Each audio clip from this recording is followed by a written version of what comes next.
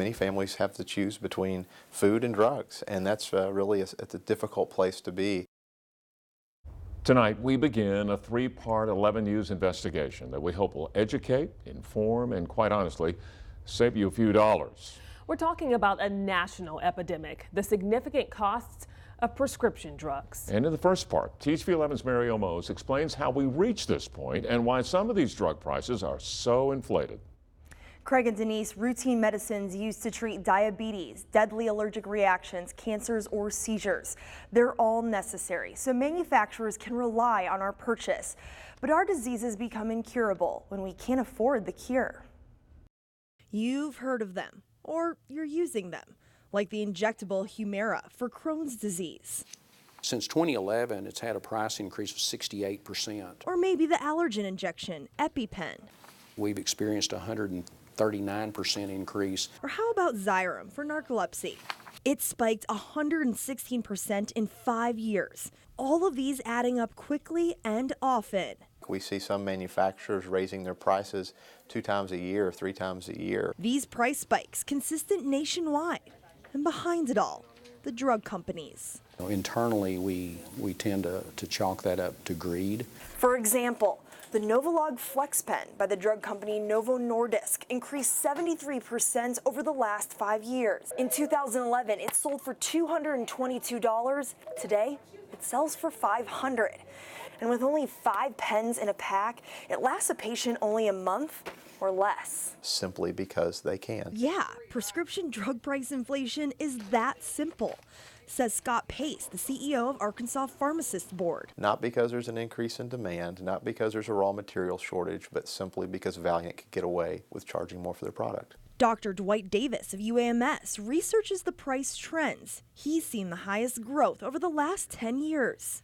Most of the increase was driven by average claim cost. And so that tells us that we've seen significant increase in the drug cost itself. Whoa, wait, what's average claim cost? I get it, it's confusing. Let's break down how average claim cost makes your medicine so expensive. When you go to the pharmacy to pick up your prescription, the pharmacist writes a claim to your insurance. That claim determines how much the insurance company is going to pay and how much you pay.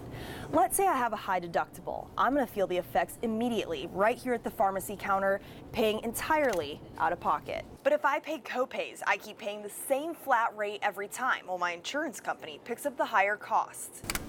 Sounds nice, right? But I'll start getting hit once my insurance company decides to raise my copay to help with the total cost. Either way, we pay because it's legal. There are no regulations that we're aware of that govern how often price increases can be taken. And the FDA does not have control over them either. We have a Food and Drug Administration that regulates the safety and efficacy of products, but not any agency that governs the pricing of those products. Health insurance companies now stuck, unable to make their patients' health a top priority. Many families have to choose between food and drugs, and that's really it's a difficult place to be as a healthcare provider because you want to help them every way you can, and it's not always possible. Leaving families to fight their illness all on their own. We'd have sold the house, all the furnishings in it, all my wife's jewelry, and we couldn't have afforded the medicine. That's Doyle Burke of Batesville. He could not afford the drug Harvoni, the only cure for his wife's illness. In the second part of a 3-part investigation tomorrow night, Winnie Wright will introduce us to this family and their struggle to afford a life-saving drug.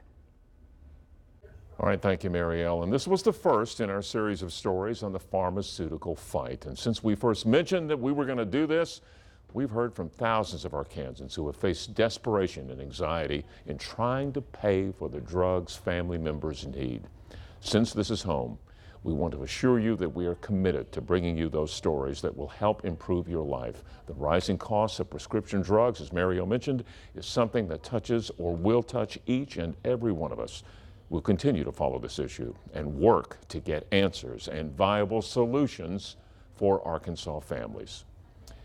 We did reach out to the drug manufacturers, by the way, and we mentioned those in tonight's story, and we're giving them until Friday to respond. Well, so far, we have not heard from any of them. Again, this story is not over. Tomorrow night, Winnie Wright introduces us to an Arkansas family feeling the emotional and financial pain of these drug prices, as Elle mentioned earlier. And then Thursday night, Don Scott speaks to Arkansas lawmakers to find out what, if anything, is being done. Both of those stories will be on THV 11 at 10. We'll be right back.